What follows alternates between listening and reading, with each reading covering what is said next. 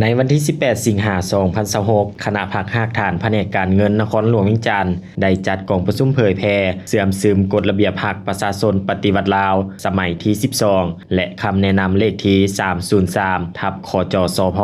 ลงวันที่20 พฤษภาคม 2026 เกี่ยวกับการจัดตั้งปฏิบัติกฎระเบียบพรรคประชาชนปฏิวัติลาวสมัยที่ 12 ให้แก่สมาชิกพรรคคณะพรรคหากฐานแผนกการเงินนครหลวงเวียงจันทน์โดยการเป็นประธานของสหายทวีไซเมาสมภู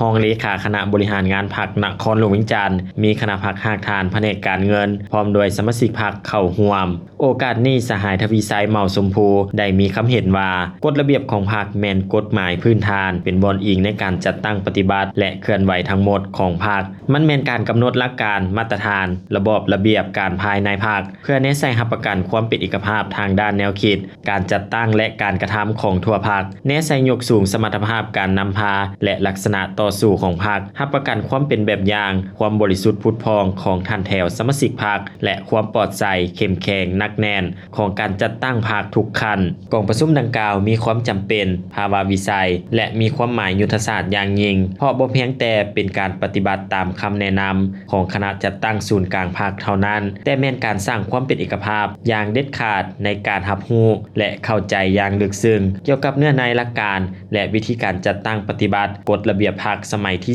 12ให้ถูกต้องและไปในทิศทางเดียวกันในทั่วพรรคพร้อมนั้นประธานกองประชุมยังได้เรียกร้องให้ผู้เข้าร่วมเอาใจใส่บางปัญหาสำคัญคือยกสูงความรับผิดชอบการเมืองสุ่มใส่ค้นคว้าหำเฮียนเนื้อในจิตใจของกฎระเบียบพรรคและคำแนะนำอย่างลึกซึ้งและถี่ถ้วนค้นคว้ากฎระเบียบพรรคเพื่อเชื่อมโยงเนื้อในเข้ากับเวียกงานตัวจริงเพื่อเสริมสร้างขยายด้านดีและปรับปรุงแก้ไขด้านอ่อนข้อคงค้างแลกเปลี่ยนคำคิดคำเห็นสนทนาด้วยจิตใจสร้างสรรค์เพื่อสร้างความเข้าใจและความเป็นเอกภาพสูงร่วมกันหั่นเป็นแผนการปฏิบัติโดยนำเอาเนื้อในจิตใจดังกล่าวไปจัดตั้งปฏิบัติให้กลายเป็นสติตื่นตัวและเป็นกิจวัตรประจำวันของสมาชิกพรรคทุกสหาย